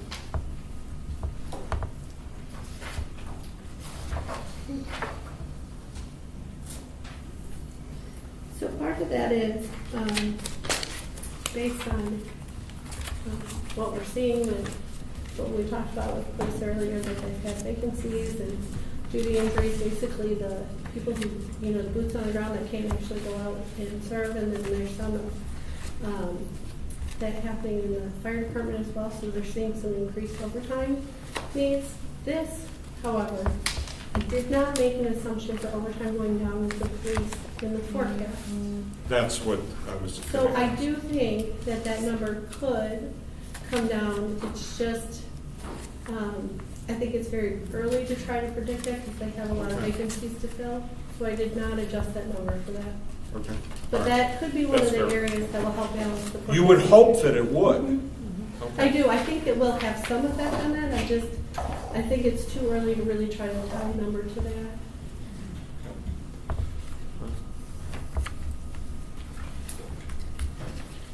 Other areas of concern at this point? Yeah, I have just Sure. one comment, being kind of the, I guess, the new guy on this. Getting up to speed's it's gonna take quite a bit of time, more than I'd hoped. But I guess the one thing that concerned me is that I think we got the email on Wednesday that the budget was ready.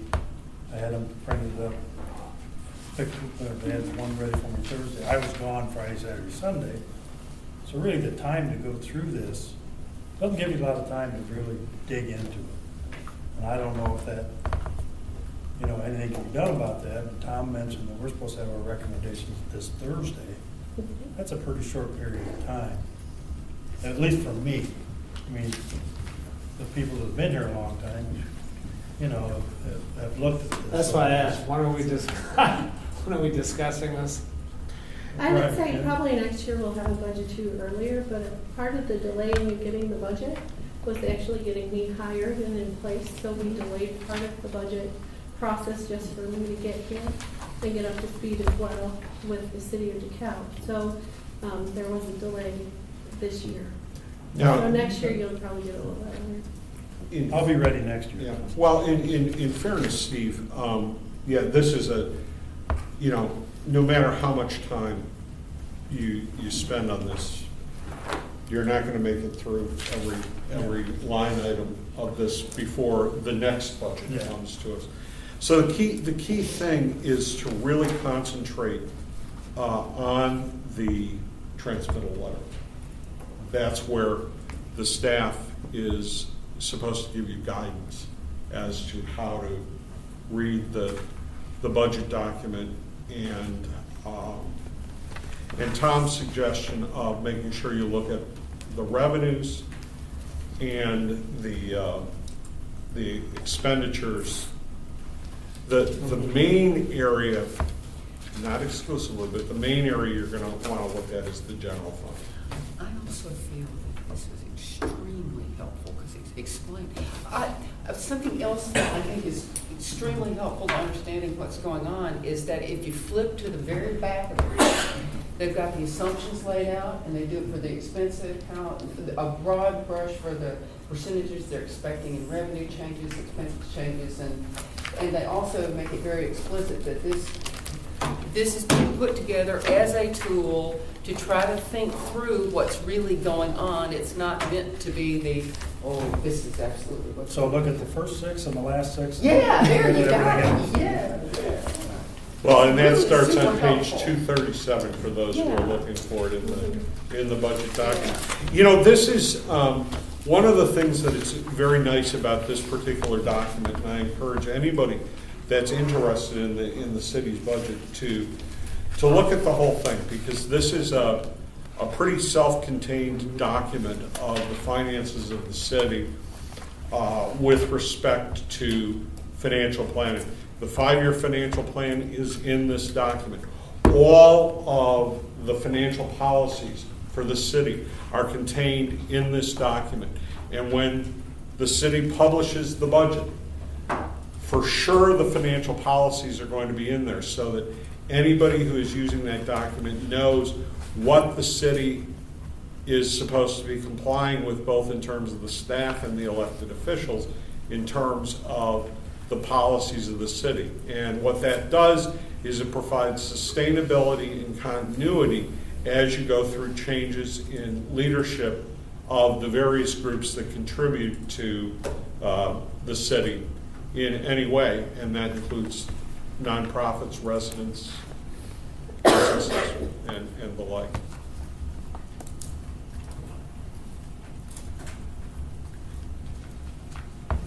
Anything else? Given that several people did come in, I'm going to, let's see, let me get my,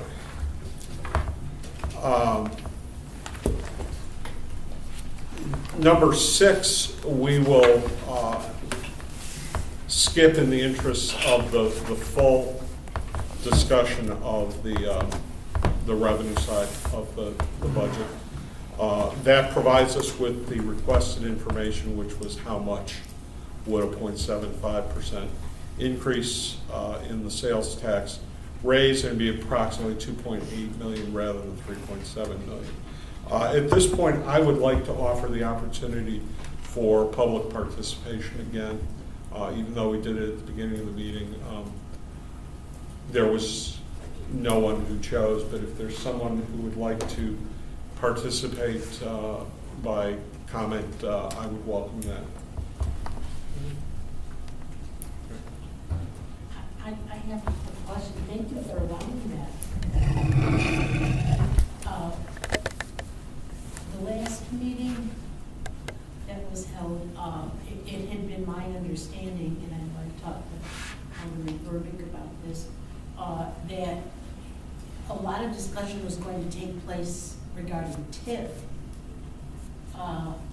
And it was only part of it. I had in my mind that there were going to be more recommendations and more concrete discussion about that. I didn't see that happening. And the other, just an observation, I wish that the committee would meet more often, a lot sooner, not just towards the end of the process. That was something that was asked by council and by a good majority of the FAC before, and that did not happen.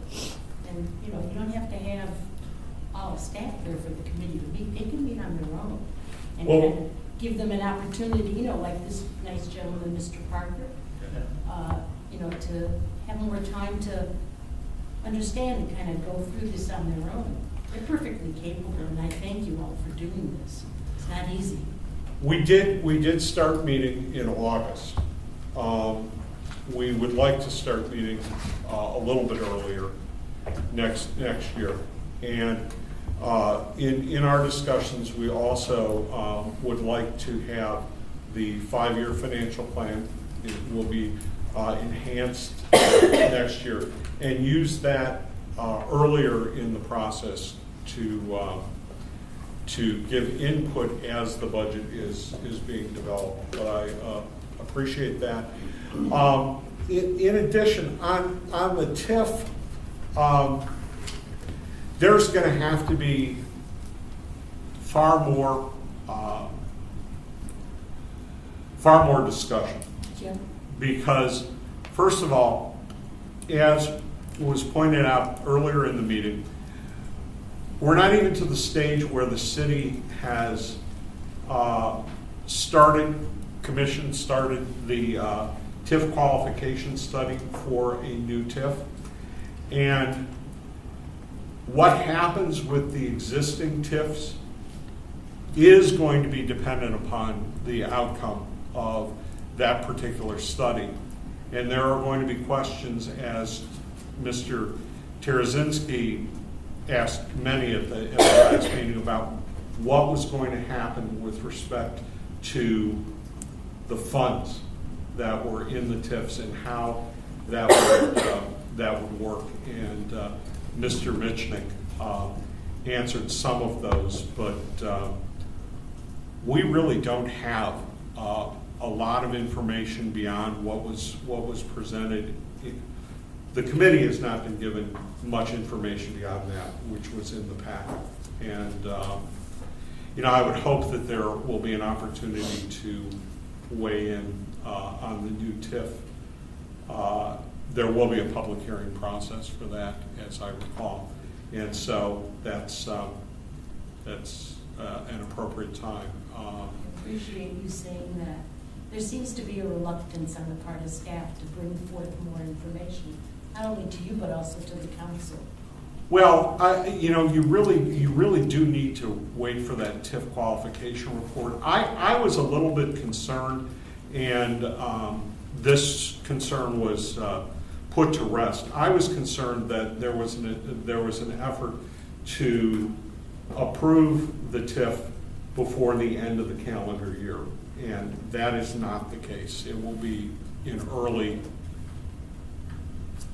2018, probably in the first quarter is the information that I was You given. mean the TIF study would be complete, or what do you mean? What I'm saying is the TIF study would be complete, and the council would make its appropriate public hearings and resolutions after the first of the year. Yeah, and I'm gonna look to Director Tarleton. I mean, we're talking a 4 to 6 month process if we go down this path, correct?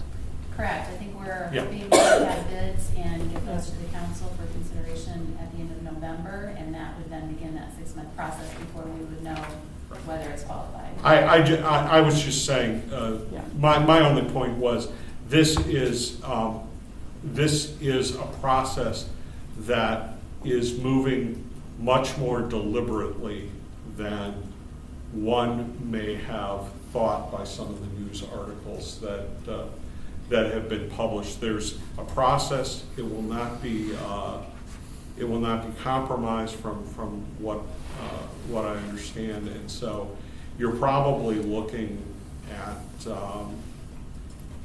April or May for some of this to be coming to the Joint Review Board, public, and the like.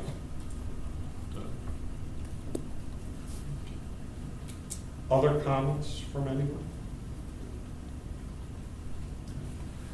Entertain a motion to, well, let's confirm that our next meeting is Thursday at 5 o'clock. Yes. That's a question. I guess I'm getting kind of a feeling that we've got the general core number of 1.9% on the revenue side and 2.5% on the expense side, which probably leads to the point that Tom had made earlier that we're running out of money at the end of this 5-year plan. And I wondered how much detail would we go into with each of these expense categories. And just to jump and pick on one, we're just kind of ended up talking about the police department. And I had circled that overtime at $375,000, even though we were adding 3 officers. I thought that seemed like it was a big number relative to the plan. So I just wonder, or should we be getting involved in that as this committee, or are we going to take the time to go through that much? Yeah, that could take hours. Or should we stay at the higher altitude? And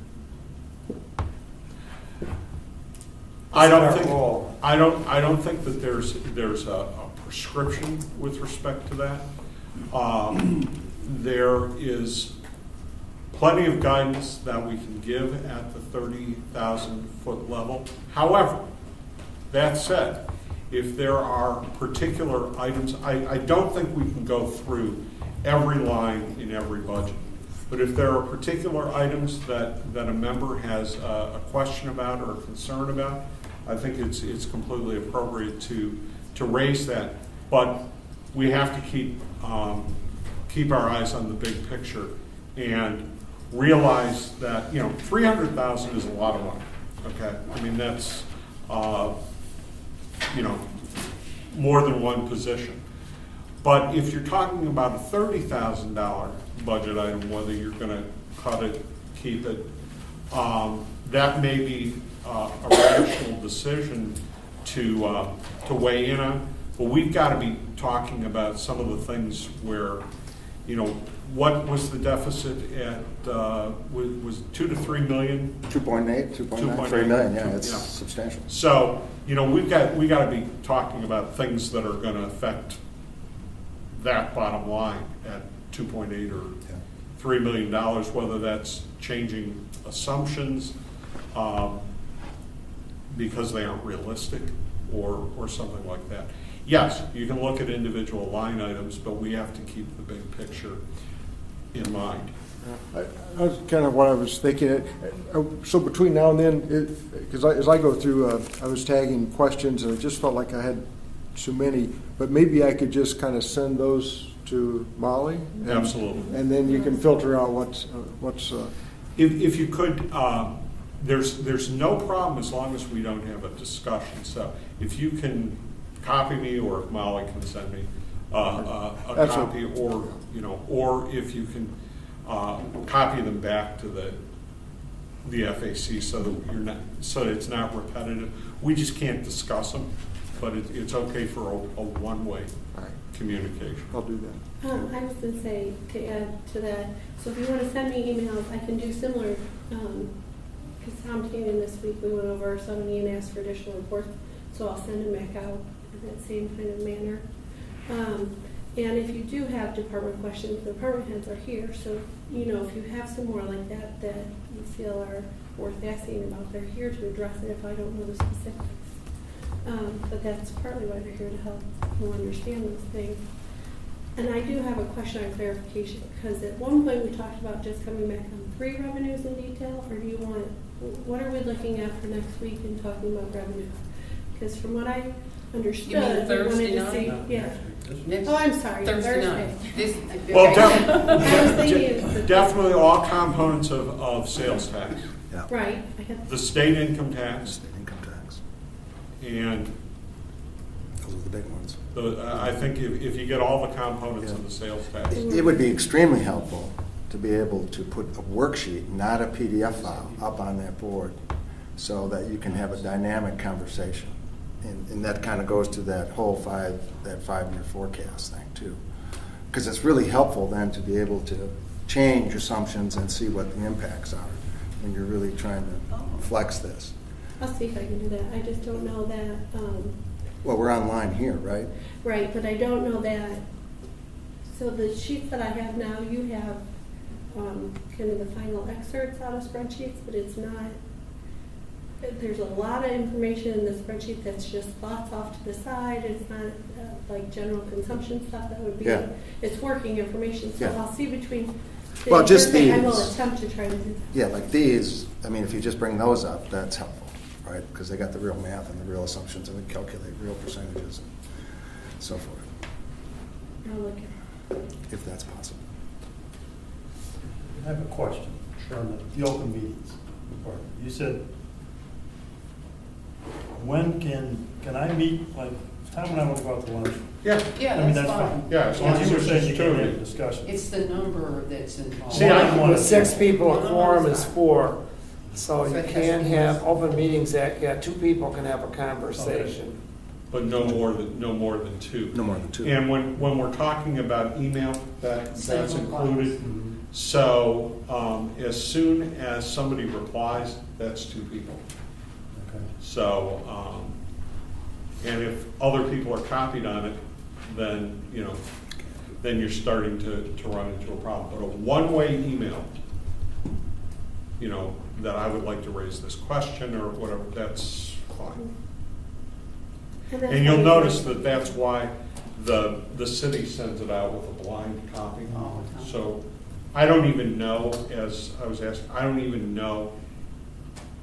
I know Lynn's email because she worked with Northern. And I know Tom's email because we've worked, but I don't know anybody else's email. You had mine, so, but we haven't Yeah, communicated. no, I mean, it's, it's better just to err on the side of not violating the Open Meetings Act. We need to transact our business in the daylight. Oh, absolutely. Thank you, Director Talkington, for educating us for the last 2.5 hours. It's been very helpful. That's what I'm supposed to All do, right. so that's good. Other questions, comments? Okay, now I'll entertain a motion to adjourn. Second. It's non-debatable.